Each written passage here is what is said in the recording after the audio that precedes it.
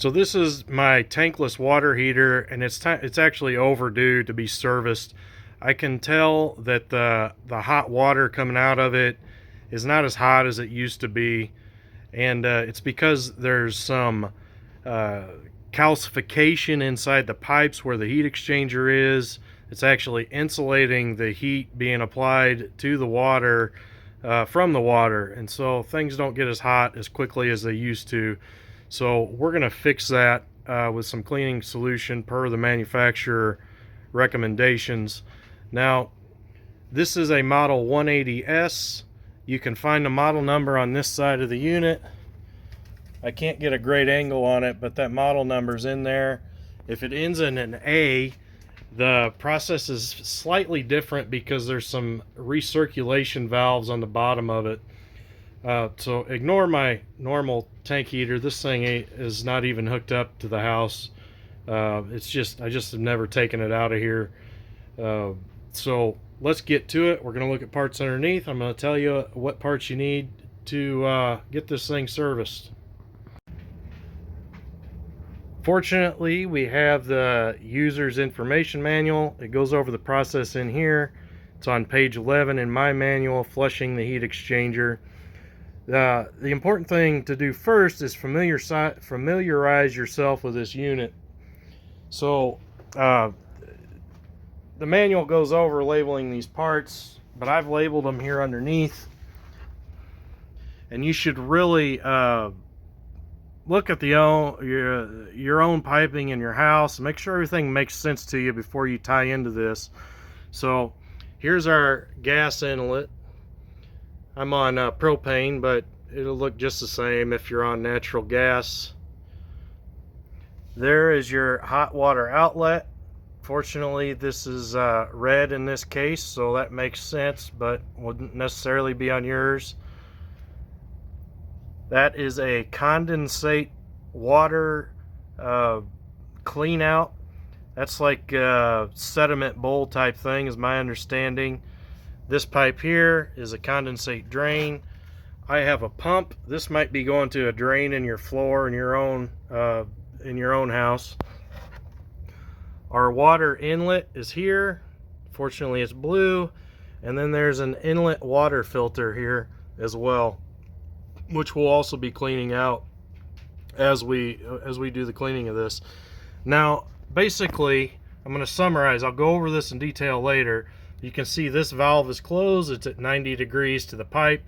This valve is open, obviously, because this is normal working conditions, because it's parallel with the pipe.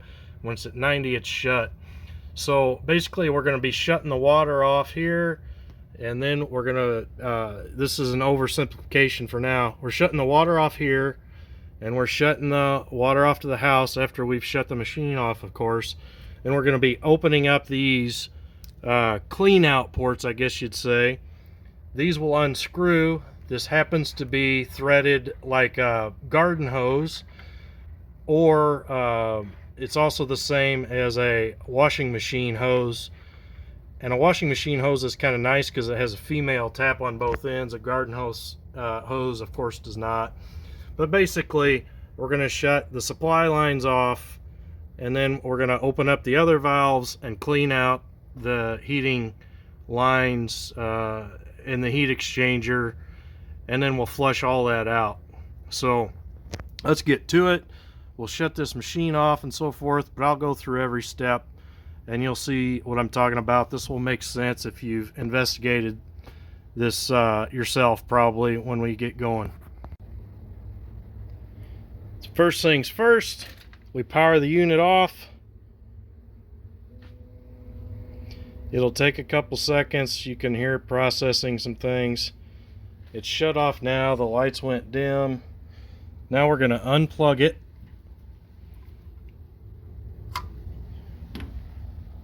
Now the lights went completely off.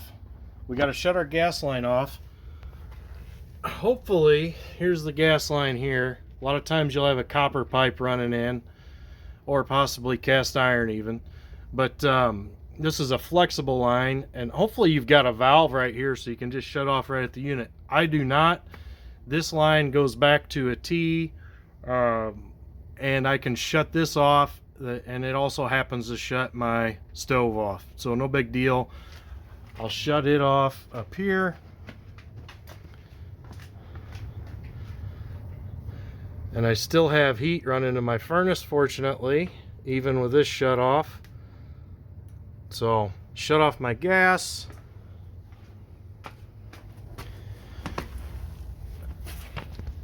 Now we're going to shut off the supply line. We don't need to open up the other valves yet. Make sure you get this completely at 90 degrees. And we're going to shut off our feed line for the the water outlet line. So cold water inlet, close that one.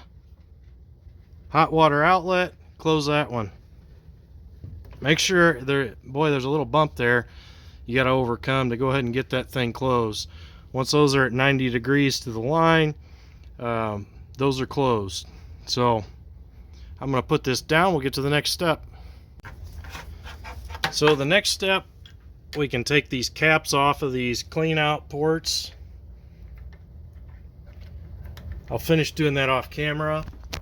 And then on this hot side, or the outside, as you can think of it, I'm going to connect a hose to that.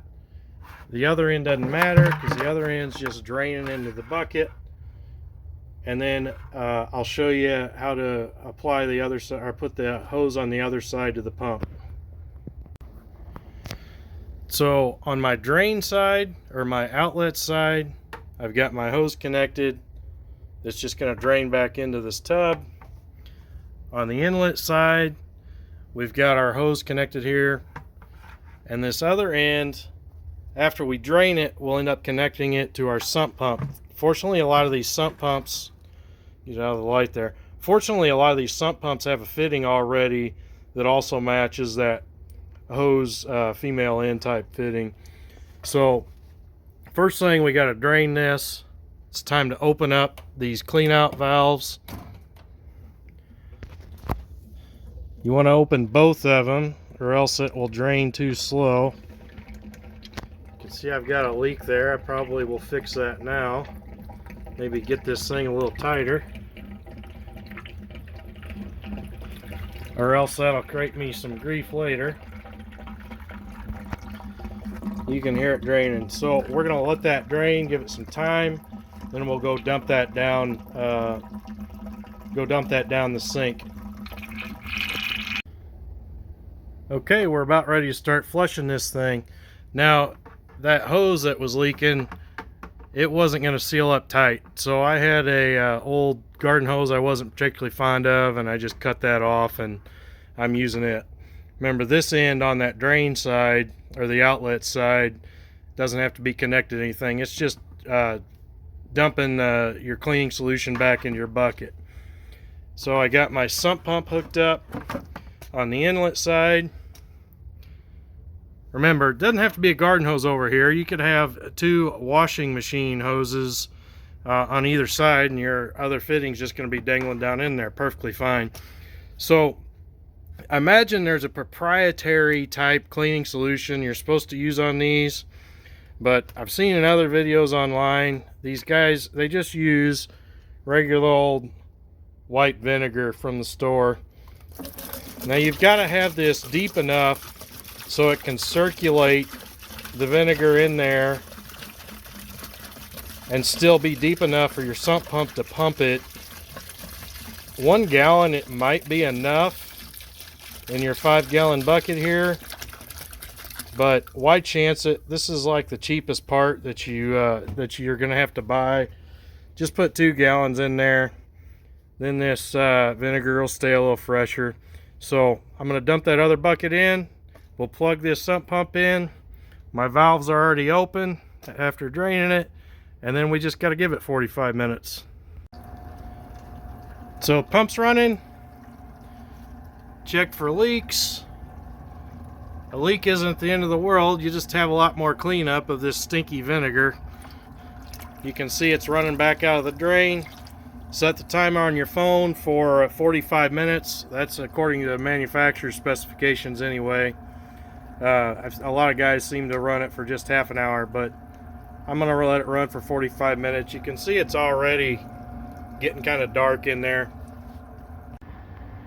While you're waiting for this pump to run and do its thing in that 30 minutes, you might as well clean out this intake filter up here.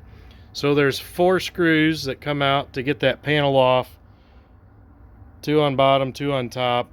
Then you just lift the panel up and pull it out. There's no wires connected in behind it. Super simple to get off. And then you'll undo this screw here, which I've already pre-loosened. I still might need 2 hands to get this out. Let's see. I still need 2 hands, so I'll have to cut back to you. Alright, I have that screw out.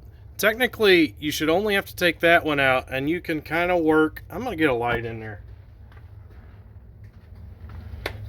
You can kind of work that screen about around those screws that are protruding from the top. If not, you can loosen these top screws here. Imagine there's 4 of them. Yeah, there's 4 of those. You can loosen those to give you clearance, but you can kind of work it around. Get her light right. You can kind of work it around, and that filter is just a screen, and you just got to blow it out. I've already cleaned this one, but it's like a dryer lint screen basically. Then work that back in there underneath those things. Get your screw back in. Retighten these top ones if you need to, and put your panel back on. Then we're ready to go to the next step back down here, where we rinse out all that vinegar that's in these lines inside the unit. Also, I should say, when you get this screen back in there, you need to make sure it engages on those tabs so it gets sealed real nice. So you're going to want to lift this out of the bucket to make sure this thing drains out completely, because if it stays under the water, it kind of locks that vinegar that's in the unit in place. So lift this up, get that drained out.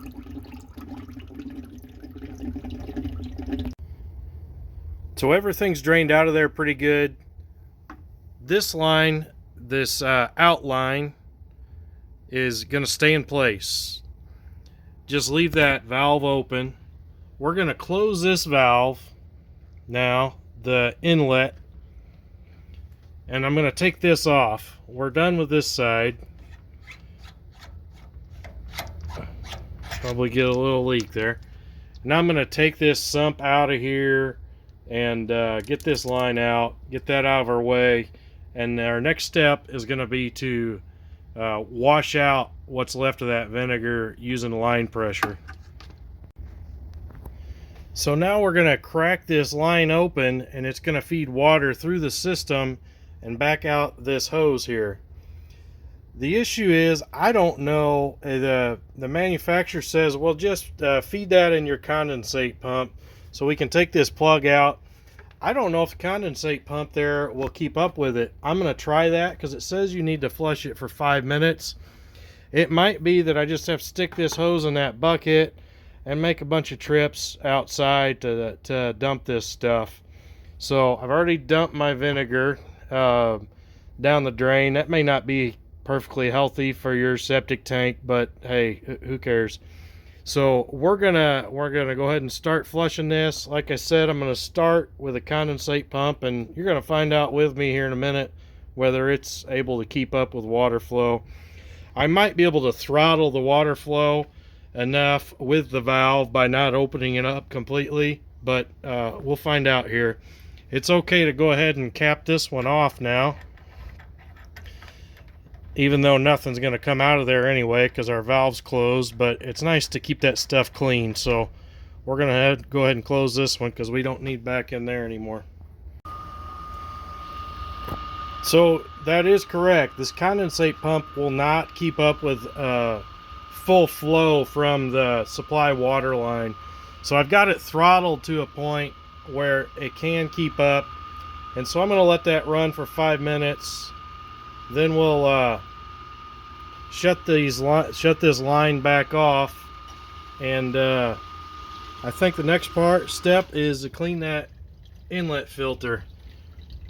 Here, I can open it up a little more. But you'll have to work that throttle and there's going to be a spill. The alternative is you let it fill this bucket up and make several trips of dumping it to get this thing irrigated out. 5 minutes is up. I close my supply line valve again. Now it's time to take out this inlet water filter and clean it, and then we start putting everything back together. So when you get this inlet water filter out of there, be prepared with your bucket. You're going to get a lot of drain back. I've got a little calcification in there. It would have been nice if I would have kept some of that vinegar to soak this thing with before I put it back in there. This is a fairly new unit. There's an O-ring seal on it. I imagine as these age a little bit, you're going to want to replace this O-ring, or at least watch and make sure this thing still seals. And it just threads out of this brass, as you can see there, or as you can imagine. Now, when we get this back in there and get her tight, we've got a bunch of air in this system now. Be careful with this. Tighten it with a wrench. It probably just needs to be hand tight, but I just put a little extra on there. So I'm gonna leave this drain in the bucket.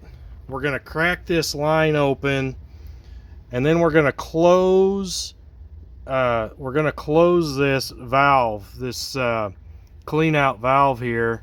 We're not gonna open this up yet, obviously. We'll do that here in a second. So gonna open this, we're gonna get water pressure through the system. That'll push the air out, and then we'll close this as it's running. Just wait till some water runs out of here. Now we'll close this guy. That should have most of the air out. If you have air left in the system as we start turning everything back on, a lot of times you'll hear some knocking in your lines. You're gonna have to go to your faucets and turn them all to the hot side and bleed that air out if you run into that problem. So we've already removed everything and recapped the inlet side. Now we're gonna take this hose off of here. Then we're ready to turn the water back on. We aren't going to turn the gas or the heater on just yet. We're ready to turn the water back on, both sides. Remember, keep these cleanouts closed and go ahead and recap them. I'll tighten that up off camera. So now we're ready to turn the gas back on.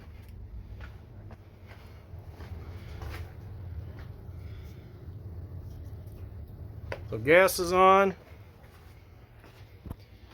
and we plug this guy back in.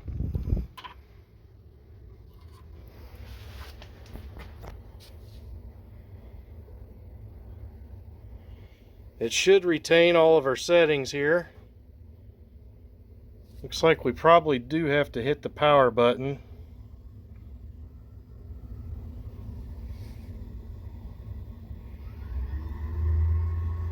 There we go. Looks like we're back up and running. Check for leaks, and hope this was helpful for you.